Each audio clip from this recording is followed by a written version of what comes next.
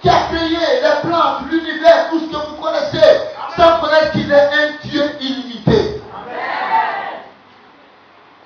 Et au troisième jour, la Bible dit quelque chose s'est passé.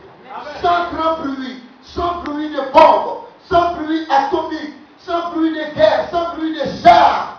Quand les femmes, très tôt le matin, ces femmes qui sonnaient la trompette, qui entendaient le son de la trompette, qui distinguaient, c'était les voilés embaumer le corps de Jésus le troisième jour. Mais la Bible dit, à la grande surprise de tous, le tombeau était vide et le linge qui a servi à l'ensevelir était rangé et placé vers la tête, vers l'oreille. Elles étaient tous dans l'étonnement. Mais qu'est-ce qui s'est passé? Qui a dérobé du corps? Qu'est-ce qui se passe? Mais au sortir, 2 anges étaient assis à la place des gardiens. Les gardiens étaient frappés d'un sommeil incroyable. Et ces anges ont dit, qui cherchez-vous parmi les morts? Amen. Qui cherchez-vous ce matin? Qui vous est venu voir en spectacle? Il n'est plus ici, mais il est ressuscité.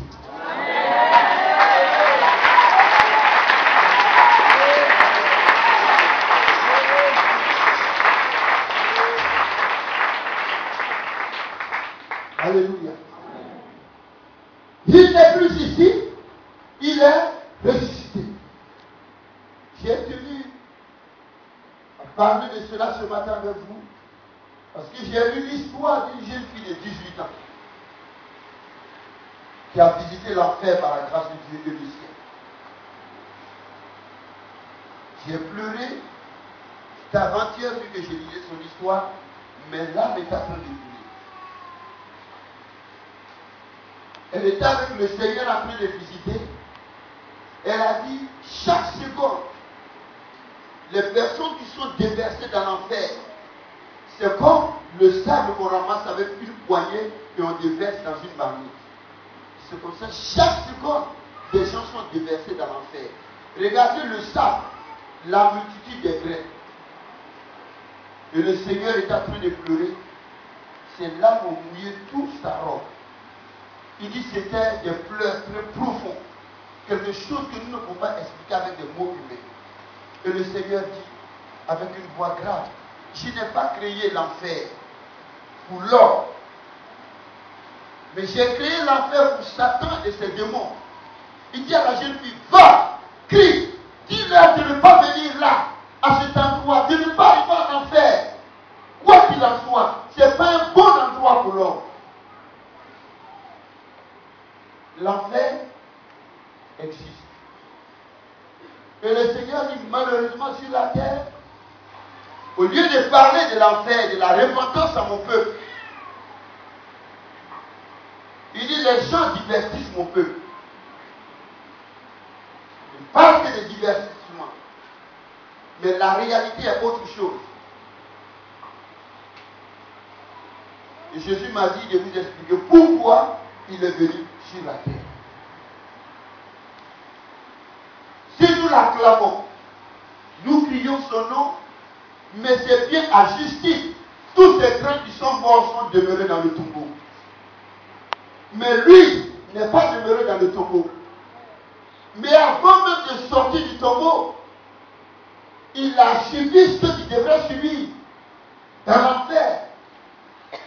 Mais ce qui est merveilleux, la Bible dit ce qui te tenait lié, les chaînes de la malédiction, les chaînes de la maladie, les chaînes de la pauvreté, les chaînes de la misère, les chaînes du blocage, les chaînes du souci, des inquiétudes, de la tristesse, les chaînes de la mort qui étaient au mains de Satan, qui étaient son pouvoir et ses armes sophistiquées. Jésus a tendu la main sans grand effort en disant, Satan, il est temps que ton joug soit levé du dessus du cou de mon peuple. Rends-moi les clés de la mort. Rends-moi les chairs qui détenaient croupis dans les cachots mon peuple. Rends-moi les chaînes de la malédiction, les chaînes de la misère, les chaînes de la maladie et les chaînes de la mort. Mais Satan, tout tremblant, non seulement a fléchi genoux, bien aimé fléchir genoux, celui à qui le Seigneur fait la grâce de le voir, qui sera obligé de fléchir genoux devant lui, même en rêve. Raison pour laquelle la Bible dit il est Seigneur. Même dans le tombeau, il est dehors, il est dans la maladie, il est dans la misère, il est. Quand le frère, le chantre a fait son témoignage, peut-être que vous n'avez pas perçu quelque chose qu'il a dit. Il arrive des fois où vous êtes bloqué, où il n'y a plus d'issue, il n'y a plus de secours, il n'y a personne avec vous. Il m'est arrivé dans ma vie où un jour du 1er décembre, 1er janvier, où même le plus pauvre peut manger un poulet, où j'étais avec mon épouse et ma fille, où nous n'avions même pas un morceau de mangue sec à manger avec.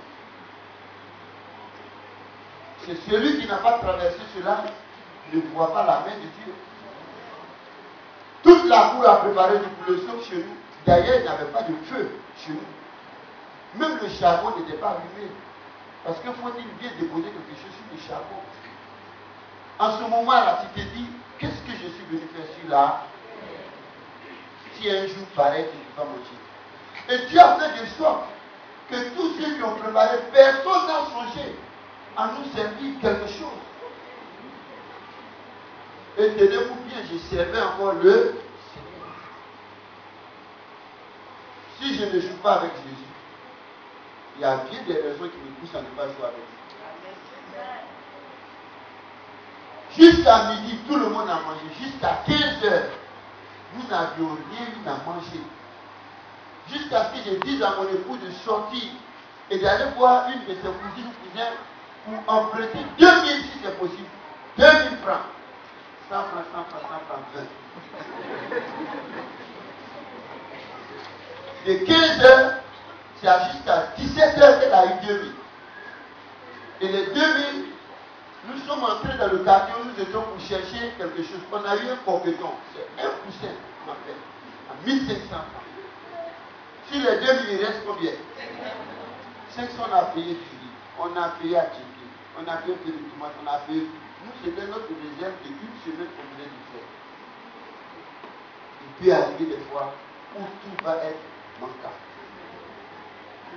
Et c'est à 18h30, voire 19h, où tout le monde a fini de laver les assiettes de la fête, que nous avons fait bouillir un peu, et puis on a essayé de manger quelque chose. Et la petite qui pleurait dans la cour, qui disait qu'elle veut manger le poulet, qui nous a poussé forcément à aller chercher du poulet, elle n'a pas mangé même une aile de poulet. Le diable voulait nous humilier.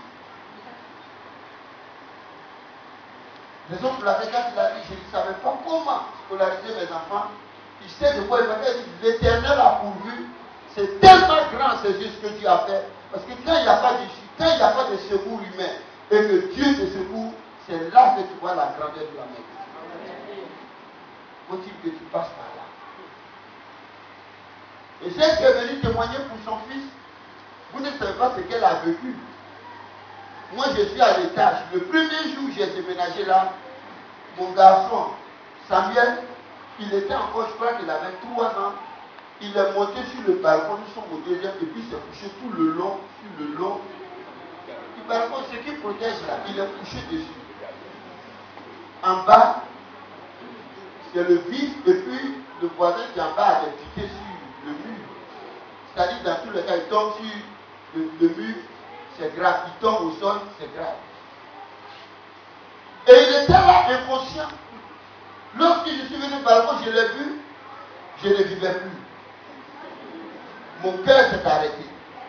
Sur place, j'ai réfléchi. Si j'écris, il peut tomber.